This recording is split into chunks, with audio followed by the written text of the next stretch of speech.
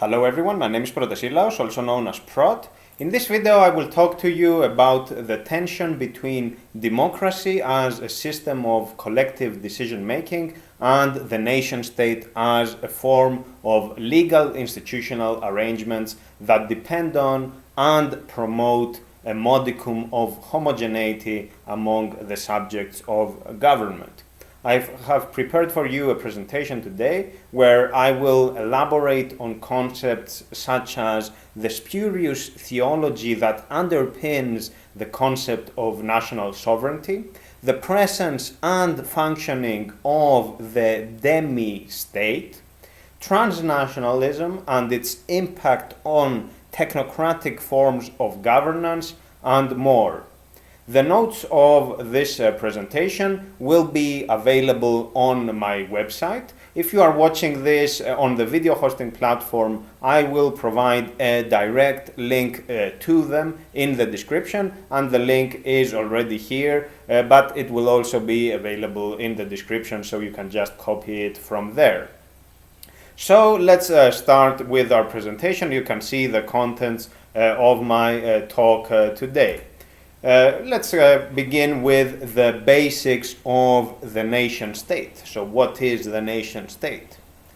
The nation state is an institutional order that combines three otherwise distinct magnitudes: a culturally defined people, the territory of that people, and three, the institutions that hold force in that area and which bind those people together.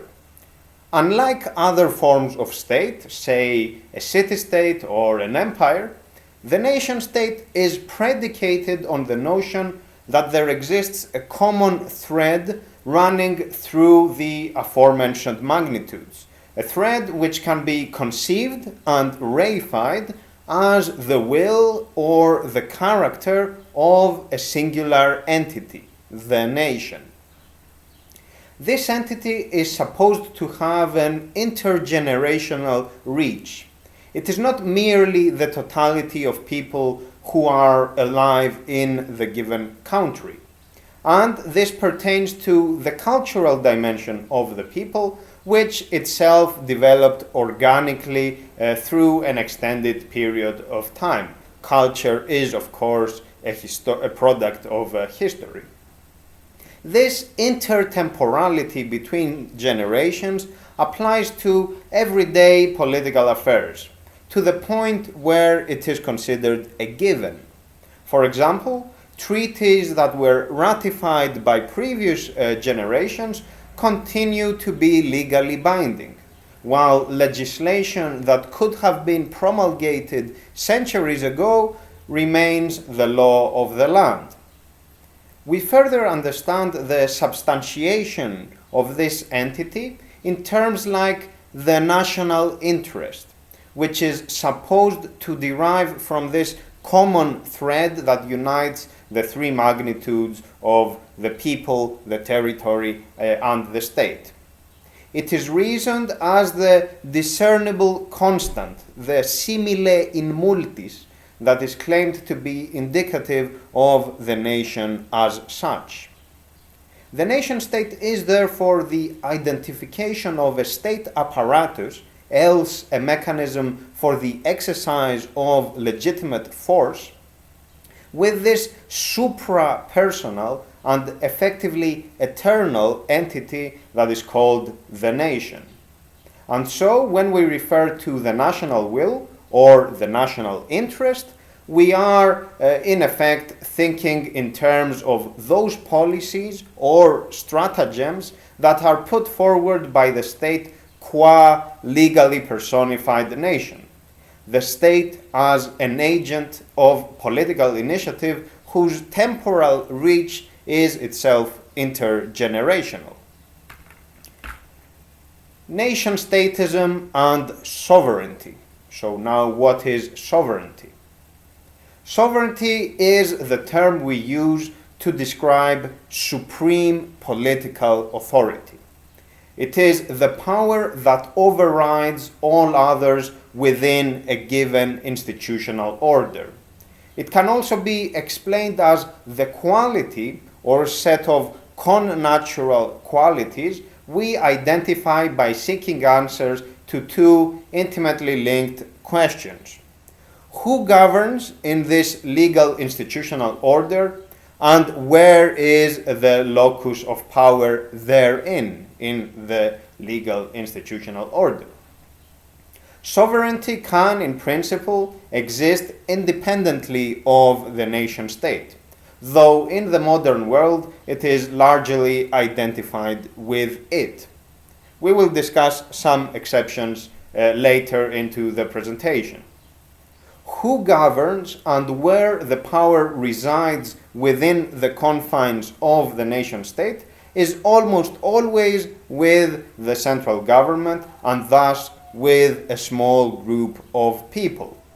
Think, for example, how the central government of the United Kingdom used a marginal majority in an open-ended question put to the referendum to push forward with leaving the European Union, even though some parts of the country were predominantly in favor of remaining in the EU.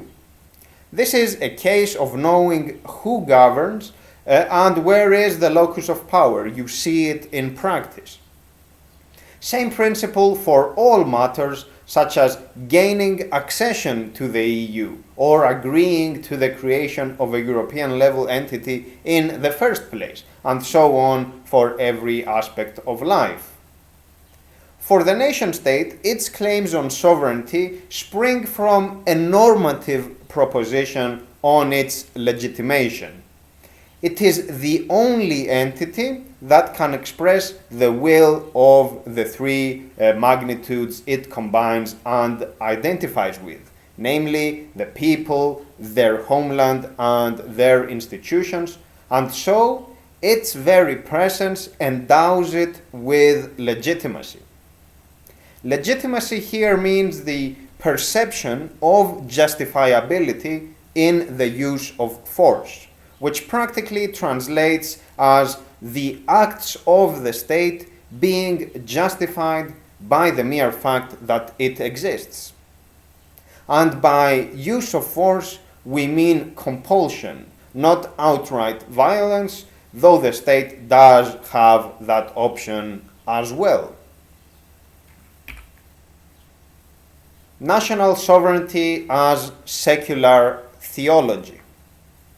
We have already covered the fact that the nation is reified as a suprapersonal entity with an intergenerational reach.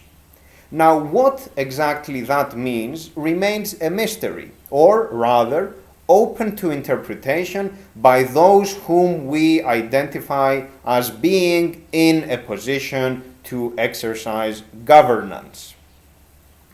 This obscurity is by design, as it provides the ruling class with the means to adapt to evolving circumstances, interpreting both the nation and figments such as the national will in whatever way is expedient, figments of imagination, that is. It is like a spurious theology where everything goes, only in this case it concerns everyday affairs, not something that happens in some other domain of existence. This decisively secular theology of nation-statism is expressed at least since the French Revolution in Article 3 of the Declaration of the Rights of Human and Citizen of 1789, and what I'm about to read is in translation of mine from the original in French, which is also copied below. So I am quoting. The principle of all sovereignty resides essentially in the nation. Nobody, no individual can exercise authority that does not emanate expressly from it. And below is the original in French. This article could be interpreted as saying that supreme political authority may only be exercised when it comes directly from the people, though we know from history and experience this not to be true. And then we have the problem of specifying the term people. All of them? Some of them? All the time? On special occasions? And is not the people the same kind of abstraction that purports to express the common in the multitude among individuals and perhaps across generations? E.g., the Constitution of the United States, we the people, A closer reading shows that the reference is to the nation, not the people, which leads us back to the suprapersonal entity that we already discussed, suprapersonal and eternal. We may therefore read the intent of Article 3 as a self-justification on the exercise of supreme political authority. The nation-state, which already identifies with the nation, holds that all legitimate authority must spring from it. In that sense, it invokes the idea that the nation is God-like for all intents and purposes. It is its own cause, its own telos. Representative democracy and national sovereignty. To avoid the obvious problems with the secular theology of national sovereignty, the modern nation-state is supposed to operate as a democracy, or more specifically, a representative democracy. The idea is that the national will can be expressed as some kind of average or rough approximation through the voters, or rather that the process of periodic elections justifies a fait accompli with regard to who governs and where is the locus of power. Representative democracy offers the impression of a more immediate source of legitimation than the kind of mystical mumbo-jumbo stipulated in Article 3 of the Declaration of the Rights of Human and Citizen of 1789, that text from the French Revolution. Still, the notion of representative democracy is at best a euphemism, at worst a contradiction in terms. The demos is the body of citizens, meaning that a subset of the totality of the citizenry is not the demos. And the system is, a fortiori, not the rule of the demos, not democracy, but of a smaller group, so oligarchy. Only in a perfectly homogeneous set can a subset be fully representative of the whole. On the matter of homogeneity, think for instance that the European Parliament has 705 members that decide on behalf of about 450 million people.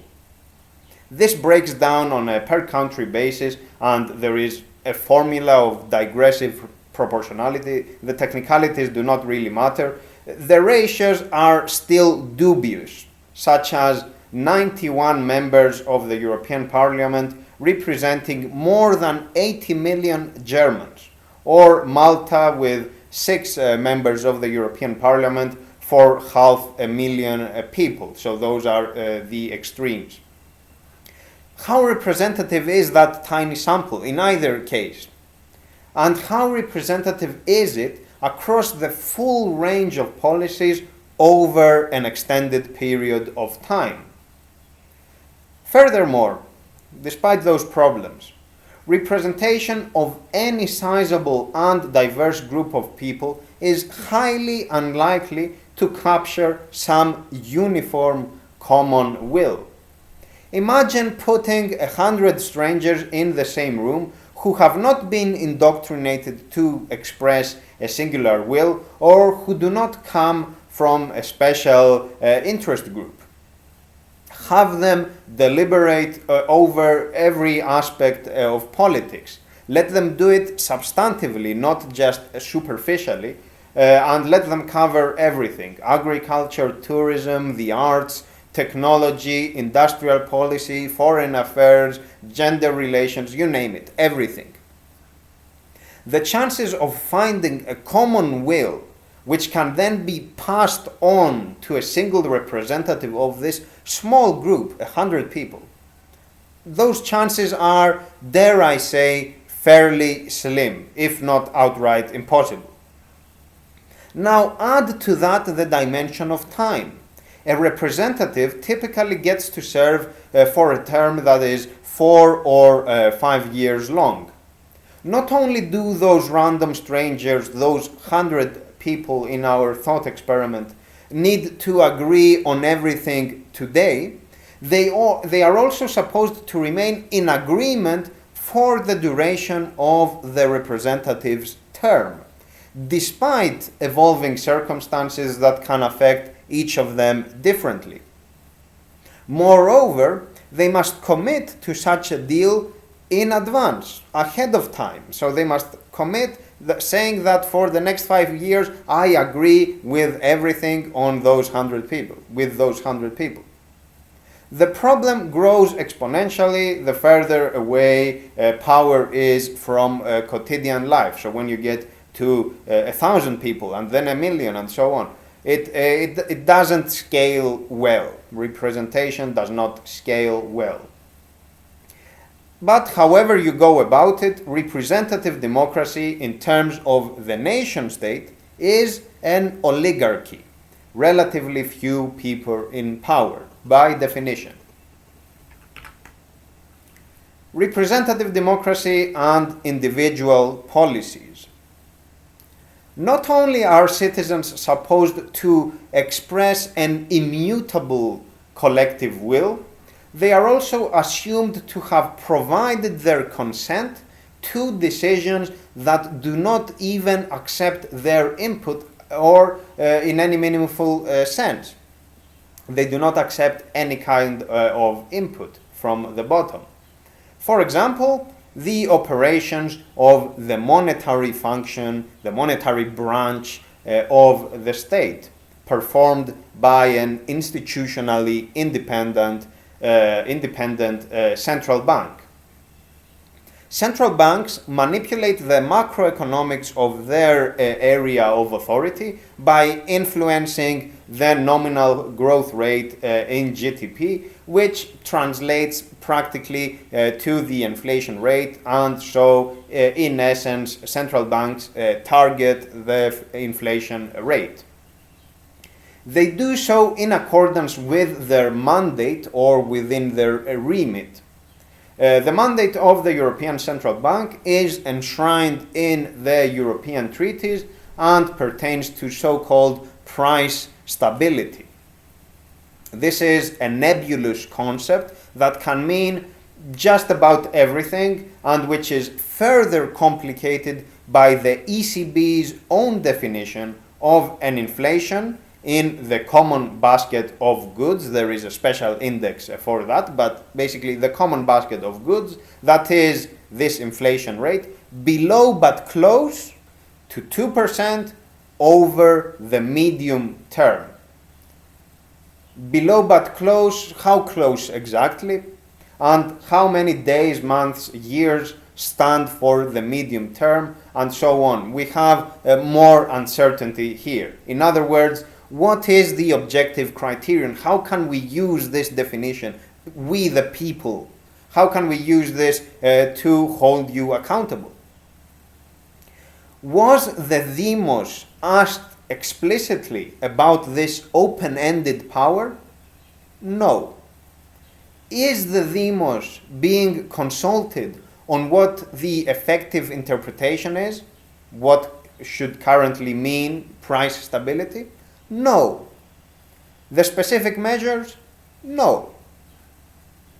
Over the last few years, all major central banks have been conducting what is known as quantitative easing. This basically involves the expansion of their balance sheet. They create new money with which they buy assets from the private sector. And by private sector, we don't mean the average mom and pop shop. We are referring to mega corporations such as banks and major industrial entities. Central banks are thus channeling oodles of cash into the coffers of those corporate actors, shielding them from losses on their investments. This added security further amplifies the concentration of wealth in the hands of fewer people, as the corporation which has just been saved from likely losses amidst an uncertain economic environment can use its newfound money, its newfound strength effectively, to reinforce its oligopolistic hold in the sector it operates in. This bonanza continues because wage repression for the average person means that their diminishing spending power cannot push prices higher to expose the inflationary expansion. And also because investors use the fresh funds that they get from the central bank to buy luxury goods or generally items that do not get tracked by that index, the index for the common basket of goods. So those luxury goods or other items do not count towards the nominal inflation target of the central bank. So the central bank keeps doing quantitative easing. Was the demos involved in this apparent upward distribution of wealth from the lower parts of the income distribution upward? No. The infamous excuse, the infamous apologia, is that central banks enjoy so-called output legitimacy. They are justified by fulfilling their mandate based on how they interpret it, which is the same kind of circular reasoning of the secular theology of the nation-state. The nation-state justifies its sovereignty, its legitimacy by its very existence. Sovereignty and the demi-state. We have already clarified that representative democracy is neither representative nor a democracy. It is an oligarchy. Yet this oligarchy is not limited to the legal institutional order, as it encompasses certain private actors who exist in symbiotic relationship with the nation-state.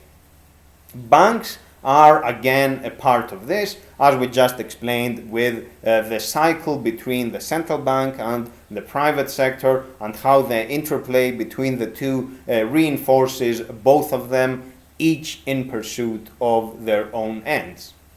The same is true in practically every other economic sector. Whenever you hear about national champions in business, or there are calls to bail out some major company because of its critical role in the economy, you can expect that the matter is not strictly about business. It concerns the interwoven interests of state and private elites. For example, the economic competition between America and China also unfolded in the world of a mobile phone's operating system, as Google effectively blocked Huawei from using Android. While this was aligned with the foreign policy ambitions of the US administration, it also served to hinder a major current or potential competitor from the market. What we thus notice is the presence of an intermediate stage between the public and the private. And this intermediate stage, I name it the demi-state. And I define it thus. I will now read this definition that I have over here. So the demi-state is the social class comprising private interests that are enabled, supported, protected, or otherwise sustained by the state's acts of sovereignty. And this social class, this demi-state, controls the entry points, critical infrastructure, or other requisite factors of economic conduct, and this demi-state also provides state-like functions in domains or fields of endeavor outside the narrow confines of profit-oriented production and consumption in exchange for a legally sanctioned oligopolistic privilege in the markets it operates in. Basically, this means that some corporations are extensions of the state, partners in statecraft, in a mutually beneficial relationship with it.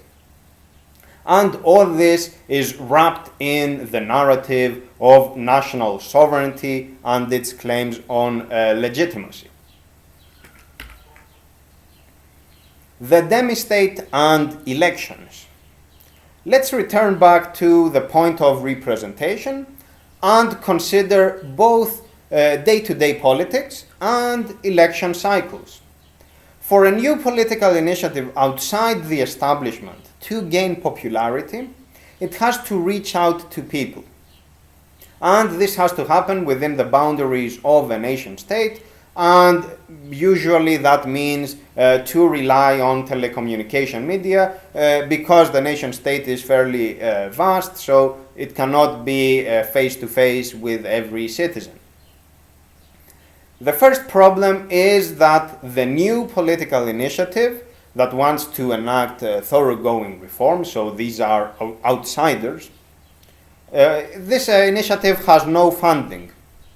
It must start with volunteers, so it depends, among others, on the charisma of its founders and their devotion to the cause.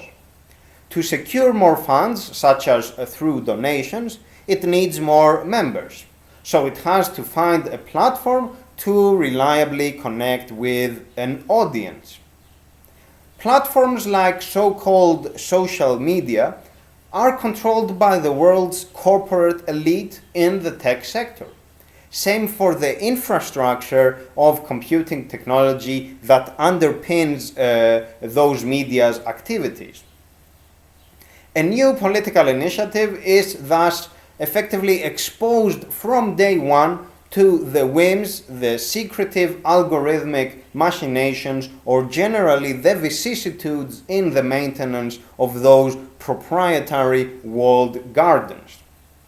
Then we have media such as television and newspapers, whose ownership is by and large in the hands of a handful of individuals in each and every country. Again, we are talking about an oligopoly that is linked with the state in a symbiotic relationship.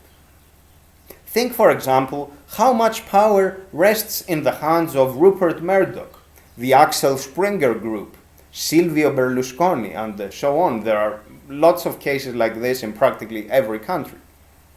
A new political initiative must go on air during elections to communicate its message, right? It needs to reach out to people.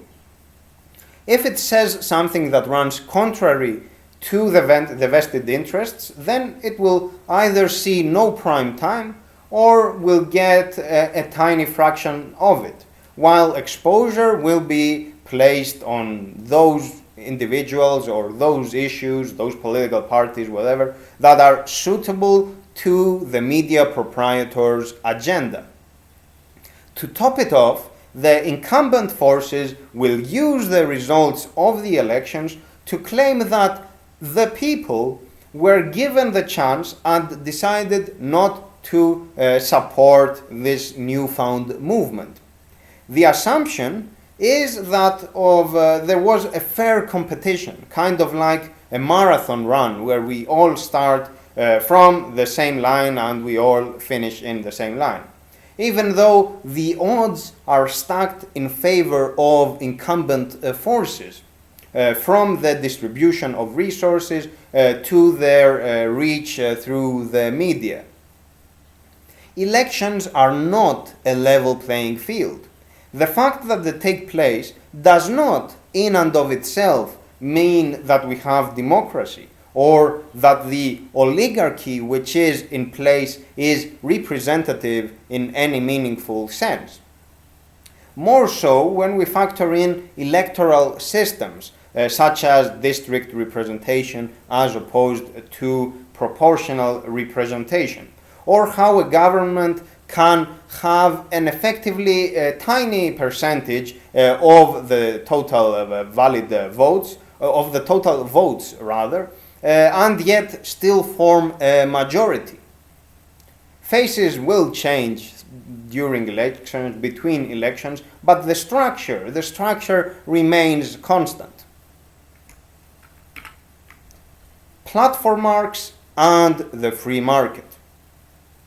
The demistate reflects a key aspect of the globally predominant organization of society, which is the two-tier system of economic relations along the divide of security and precarity. We have the privileged forces who enjoy the direct or indirect support of the state, which amounts to protection from competition. And then we have everybody else who operates in accordance with principles that are closer to the free market, to a free market rather. The protected class consists of what I call the platform marks. This is another way of describing the demistate, as those platform owners or rulers are the ones who control key resources or infrastructure in each of the sectors they operate in. They face no real competition and are state-like in their supreme authority over the business field they are operating in. They do that as enablers of that field and de facto regulators of it. Think, for example, how much power Facebook, Google, Microsoft, Amazon, and Apple wield over the internet or over how people can experience and access the internet. Same principle, of course, for car manufacturers, big pharma, the upper echelons of the food industry, mass media, sports franchises and conglomerates, and so on. This links back to the uneven distribution of power and resources in society and how that affects elections. We already discussed how it takes the form of a glass ceiling for new political initiatives with a reform agenda, and how it translates into policies that are designed to further the interests of the platform marks, as in the case of quantitative easing policies conducted by the central banks. Couched in those terms, the kernel of free market that we see at the level of smaller scale businesses serves as a proxy for legitimation of the establishment. It is said that those with the money worked hard for it and earned it rightfully. What is not mentioned is how they benefit from legal arrangements they have unscrupulously helped design. Think of how multinationals can maintain an army of lawyers and accountants which they use to siphon their profits through preferential tax jurisdictions, else tax havens, to erode their tax base, or, in other words, to not pay their fair share. Same principle for platformers who benefit from historically unfair privileges, such as contracts made with a corrupt regime or with a dictatorship or whatnot. Let's simplify this. In Western media, you hear about the notorious Russian oligarchs who hold most of the wealth in Russia. And of course, that story is true. There are indeed a few people in Russia who hold most of the wealth. Well, the same is true for American oligarchs, German oligarchs, French, British, Italian, and so on. Don't let the pretenses on democracy make you think otherwise. And don't generalize the elements of free market activity at the small scale of businesses into how power arrangements are ossified at the top of this order. The nation state, transnationalism, and the framework state. The nation state has to be treated as a product of history, which was made possible by a given state of technology that practically allowed economies of scale. In this day and age, where it is easier for multinational corporations to shift profits across the world's jurisdictions, and which can easily gain access to new markets, we witness the trend for evolving the nation state into a component of transnational state arrangements. A case in point is the European Union, which started off as a trade agreement with a very specific purpose, and evolved over the years into a single market before becoming what it is today. The EU is, in effect, a federal system whose members are nation states. Yet, it also enjoys sovereignty, else competences, over key areas of policy, such as the common European market and the monetary function performed by the European Central Bank for all countries whose currency is the euro. From a business standpoint, what the EU is effectively providing is a system of rules that allows mega corporations in some countries to tap into a wider market than that of their host country. It further sets in place a system of economic governance that depoliticizes the national level by removing any meaningful fiscal and monetary space for differentiated policy actions. It is a mechanism for imposing uniformity and thus centralization, which of course is wrapped up in a rhetoric of diversity, lofty European values, democracy, and the like. The point is that the scale of operations changes from the nation state to the continent state, or more broadly, the framework state.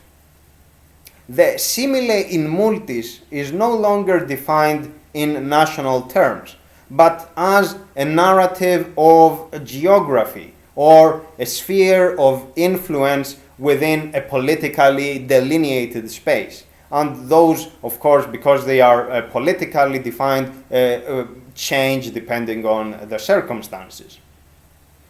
We are therefore at a point where the nation state no longer holds primacy as it once did. It will remain relevant, though it becomes part of a multifaceted distribution of competencies. Regardless, we still experience the exact same problems of legitimation as before, namely that who governs and where is the locus of power are answered in a way that does not point to the demos, to the citizens themselves. The transnationalist drift means that power moves further away from home in some other capital or to a more dynamic and complex set of relations involving international treaties and trade accords. And of course, I'm using the EU just as an example. This is, of course, becoming the norm with international trade agreements in general.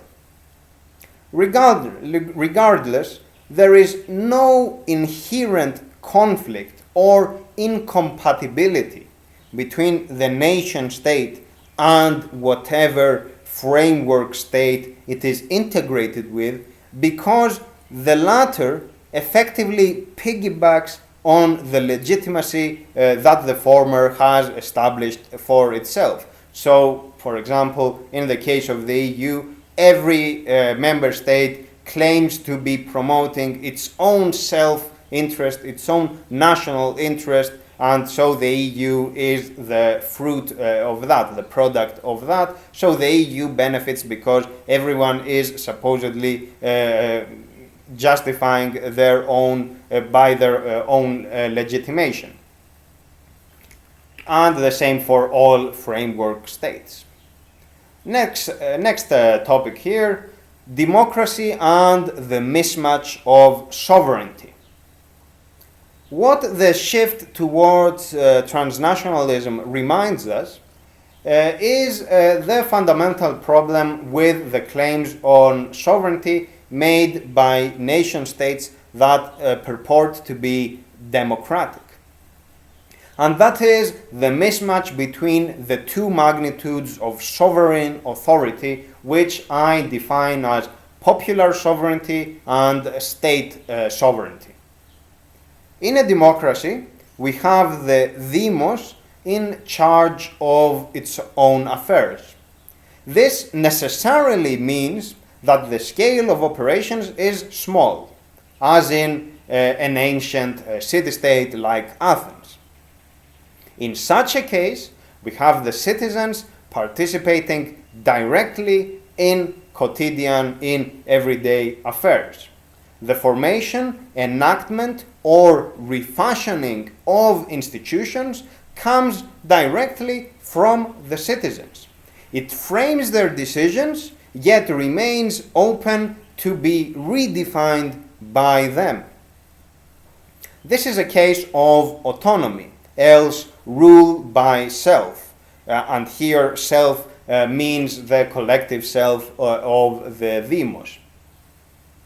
What we call the state is thus the instantiation of an agreement between citizens, and this agreement delimits scopes of authority and defines roles in the running of daily affairs.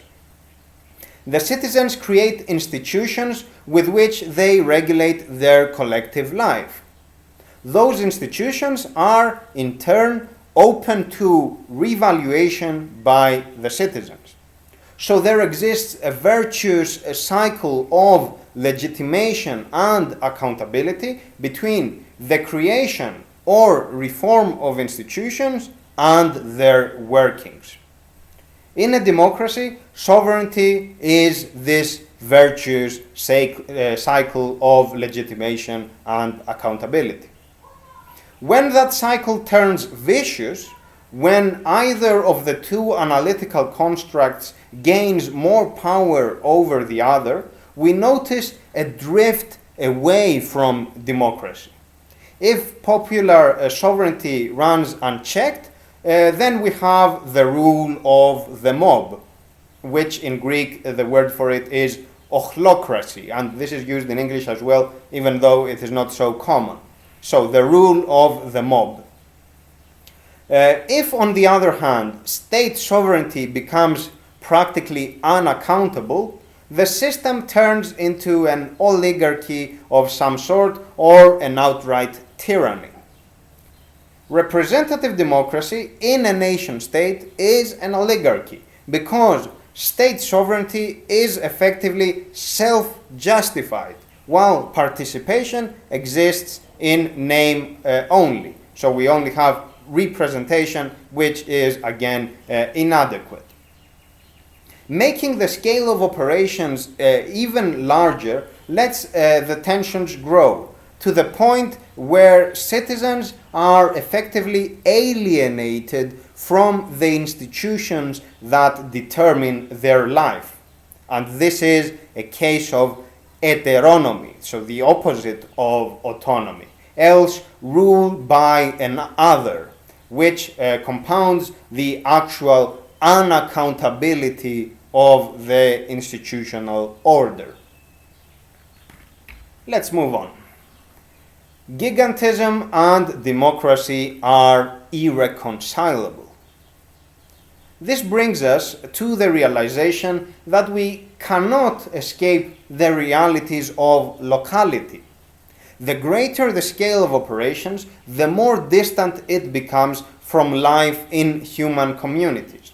And thus, this propensity to concentrate power at the center, this highly structured model of top-down governance, leads to the aggrandizement of inequalities and ultimately the uneven distribution of power and control.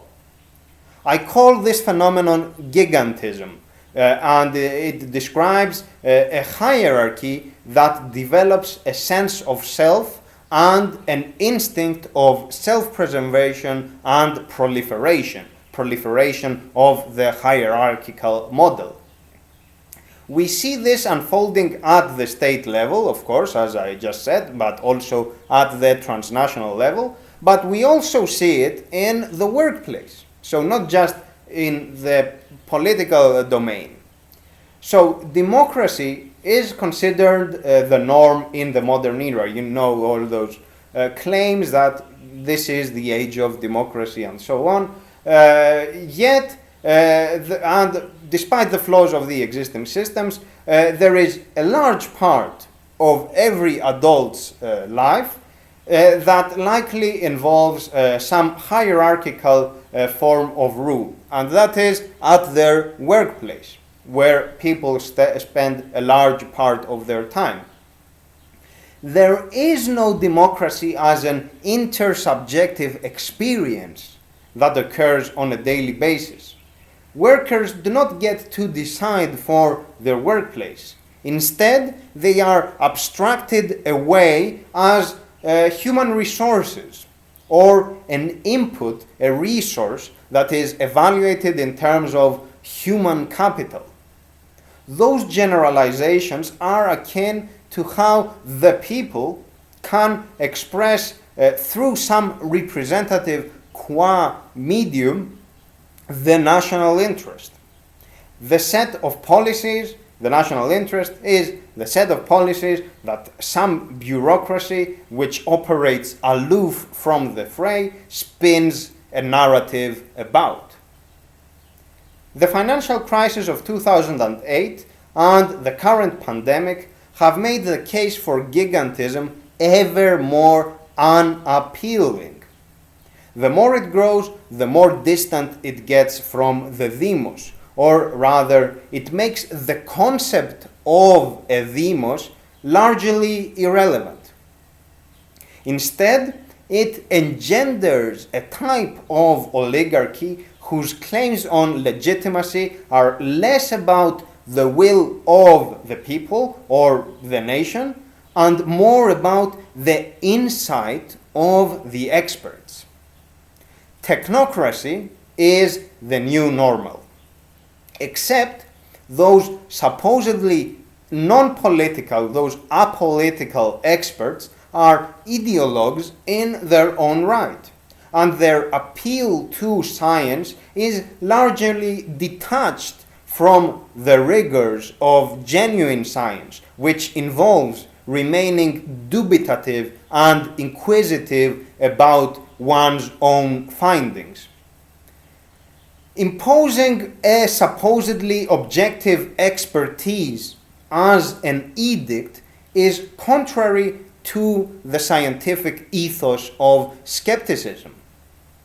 Do you think, for instance, that the experts who conduct quantitative easing at the central bank have figured out all that science has to offer, and all they could come out with was how to give more money to the demi-state? Democracy is about alternatives, not the ideological excuse of there is no alternative, not this false determinism where impersonal forces, market forces, somehow justify the erosion of liberties and the rise of what effectively is a technotheocracy. Concluding remarks. So it has been a long presentation. I hope you stayed with me. So on that final point of technocracy, I have a publication about the difference between science and scientism, but I will not elaborate on this right now. Maybe I will do a separate video on the matter. Still, you can find the text on my website. There will be a link to it. As I said, the link to this presentation will be, if you're watching this on the video hosting platform, it will be available in the description of the video. So, the main takeaway from this presentation is that democracy and the nation state are mutually exclusive. Hence, the advent of representative democracy, which we already dismissed as non-representative oligarchy. We are at a point in history where even the appeal to representation is being discontinued or deprioritized by the establishment, the powers that be. And if those trends continue, we will witness a further reduction or degradation in the elements of democracy that we still enjoy. Elements of democracy that previous generations fought for and which need to be reclaimed and expanded upon. The nation state was never instrumentalized in the service of the demos. Instead, it appropriated the democratic discourse by identifying the citizens, the country, and the culture with the state, making it kind of a mortal sin to challenge the legitimacy of the institutional order, as that would be equivalent to doubting or outright attacking the existence of the nation. Transnationalism, understood as the framework state that brings together nation states in pursuit of common objectives, is increasingly becoming everyday normality. And it blends in together with technocracy to gradually change the narrative about its own legitimacy. Again, this is a disguised attempt to undermine the spirit of democracy and to brainwash citizens into thinking that they cannot enact change in their milieu due to the increasing complexity of the world that supposedly only some enlightened experts with their nimbleness of thought may truly grasp. The world can be made simple, though. It is all a matter of perspective and mentality. It starts small by organizing with actual people at the local level, developing communities with them that are predicated on genuine solidarity, and by campaigning for tangible reforms in their life. In a democracy, it would be unacceptable that amid a pandemic, some of us do not know whether we will have enough money for next week's groceries. It would be totally unacceptable in a democracy. We are at a stage where the systemic failures are apparent, and we recognize how the current structures are designed to maintain a highly stratified society, where the vast majority live in precarious conditions. Things must be critically reconsidered, and that starts at the level of concepts and theories. For it is impossible to pursue alternatives you have not fathomed. It is pointless to attempt to change the world if you do not first reprogram your mindset. So that's all for now, folks. This was the presentation. Thank you very much for your attention. As I said, there will be a link to the text in case you prefer to read this, or in case you want to copy anything. It will be available on my website. And of course, on my website, there are all sorts of articles on a range of topics, so you may want to check those as well. That's all for my side. Thank you very much for your attention. Goodbye, folks.